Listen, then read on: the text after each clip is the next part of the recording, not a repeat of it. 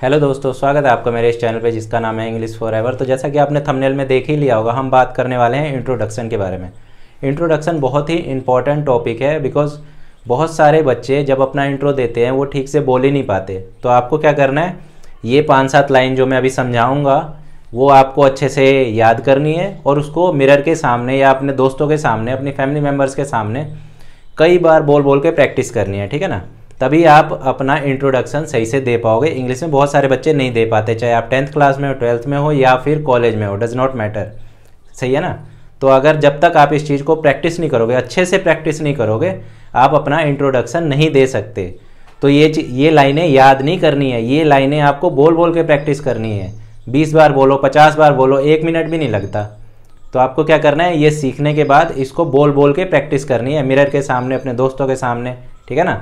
तभी आपको ये चीज़ें आएगी। अगर आप सोच रहे हो ना मैं समझा दूंगा आपको समझ आ जाएगी, समझ तो आ ही जाएगी। आपको अपने बारे में ही तो बताना है, अपने पापा के बारे में ही तो बताना है, अपने पापा का नाम बताना है या अपनी फैमिली के बारे में बताना है या अपनी क्लास के बारे में बताना है। ये मुश्किल नहीं है, मुश्किल है इसको एक फ़्लो में बोलना, एक अच्छे फ़्लो में बोलना, एक इंग्लिश के अच्छे फ़्लो में बोलना। अटक अटक के बोलने में तो अगर आप अटक अटक के बोलोगे तो ऐसा लगेगा आपको तो कुछ आता ही नहीं है। तो आपको क्या करना है, एक अच्छे फ्लो में बोलना है। तो बिना टाइम गवाए चलिए शुरू करते हैं आज की हमारी वीडियो। तो टाइम बचाने के लिए मैंने पहले ही ये सब लिख लिया है ताकि हमारा टाइम बचे और हम आराम से इसको सीख सकें।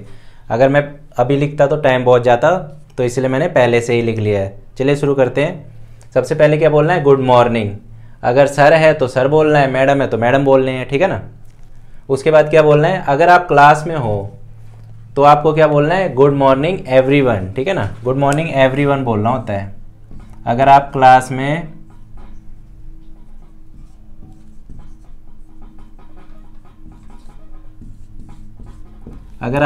में बोल रहे हो ना यही वर्ड, तो आपको क्या बोलना है, गुड मॉर्निंग एवरीवन, क्योंकि पूरी क्लास को इंट्रो दे रहे हो ना आप अपना।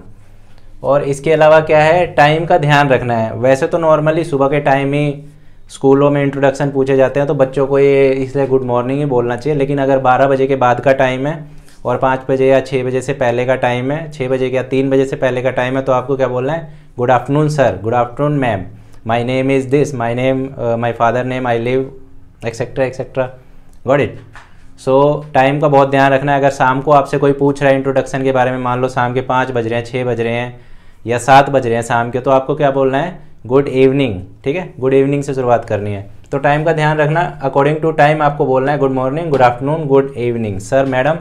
और अगर आप क्लास में हो, मान लो आप कहीं कोचिंग सेंटर में जा रहे हो और वहाँ पे टीचर ने बोल दिया कि अपना इंट्रोडक्शन दो क्लास को, तो आप क्या बोलोगे, good evening everyone. Got it.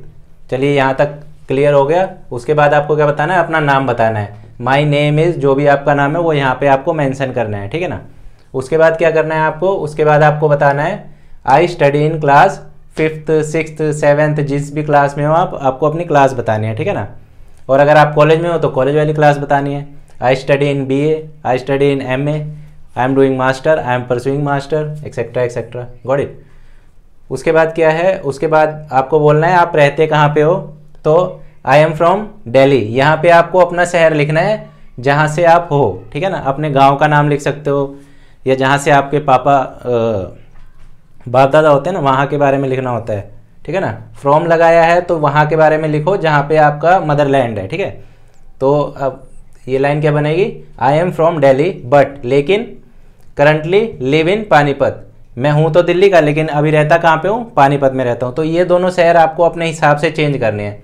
जिस शहर से हो आपको उस शहर का नाम लिखना है और आप जहाँ पे इस टाइम रह रहे हो उस जगह का नाम लिखना है। और अगर आप बाई चांस इतना नहीं बोलना चाहते, 2 लाइन नहीं बोलना चाहते, मुश्किल लग रही है, दिक्कत होती है बोलने में, तो आप सिर्फ इतना बोल सकते हो, आई लिव इन पानीपत।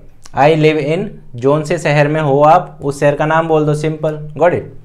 उसके बाद क्या है, अपनी फैमिली के बारे में बताना है। देयर आर, जितने भी फैमिली मेम्बर है ना आपके, 4 5 6 7 जितने भी फैमिली मेम्बर हैं यहाँ पे वो लिखना है। उसके बाद क्या बोलोगे, family members in my family.